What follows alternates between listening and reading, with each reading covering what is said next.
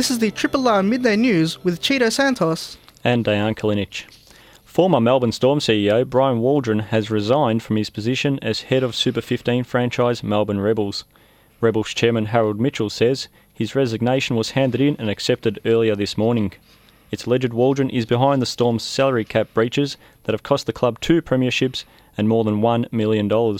With other developments, here's Ben Guthrie. Melbourne Storm has been dealt another massive blow, with major sponsors Host Plus and ME Bank considering pulling out of their deal with the embattled club. Meanwhile, NRL legend Phil Gould has told Channel 9's The Footy Show the harsh penalty handed down to the Storm may kill the club altogether. I don't think they can survive, I really don't. I think this could end up being, when it all comes out, I think this could end up being the death of Melbourne. And AFL chief Andrew Demetrio says the league would also strip any club of their premiership flag if they were to breach salary cap rules. Ben Guthrie, Triple R News. Head of the Victorian CFA, Russell Rees, has resigned amid mounting pressure over his role in the Black Saturday bushfires.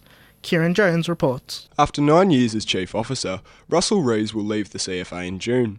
Mr Rees' decision to go comes with 18 months left to run on his contract. He maintains it was his decision and he was not pushed or influenced by the controversy surrounding former top cop Christine Nixon. It would be inappropriate for me to stay on and then leave halfway through what I see as being a major change period that will come out of the recommendations at the end of the commission. So I don't think it's appropriate that I stay, be halfway through the game and then leave. The findings of the Bushfire Royal Commission are due out at the end of July. Kieran Jones, Triple R News. The Department of Foreign Affairs and Trade is now urging Australians to reconsider travelling to Thailand.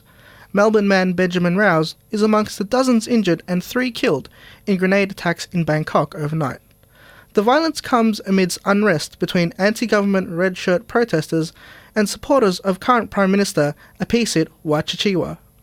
The department says it's critical that Australians currently in Thailand avoid protest sites altogether.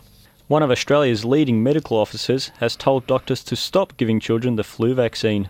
Professor Jim Bishop has told the ABC the vaccine should be shelved until more is known about its possible side effects.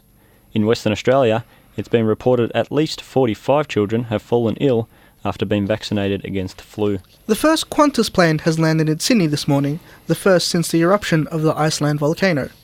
The flight touched down almost an hour after its expected arrival at 7 a.m. The flight ban has seen airlines suffer major losses and stranded thousands of Australians abroad for a week. The government has scrapped its $2.4 billion home insulation program following the findings of an independent report. The report by former senior public servant Alan Hawke blames management structure for the program's failure. Dr. Hawke says that it may take up to $1 billion to find and fix safety problems in the 200,000 homes insulated under the program.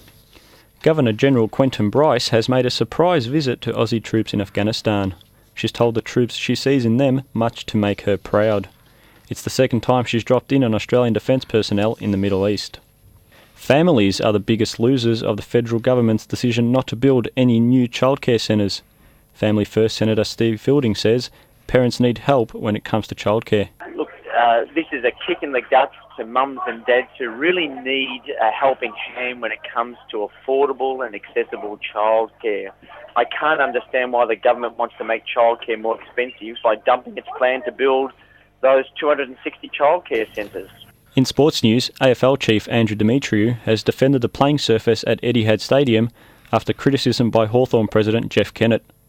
Brad Johnson and Jason Ackermanis come into the Western Bulldogs team ahead of their clash against Adelaide tonight, and Jonathan Brown has been named in the Brisbane side to play Melbourne on Saturday night, despite speculation about groin problems.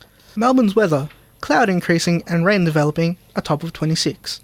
Looking ahead to the weekend, cloudy with scattered showers tomorrow and a high of 21. And scattered showers on Sunday with a top of 20 degrees.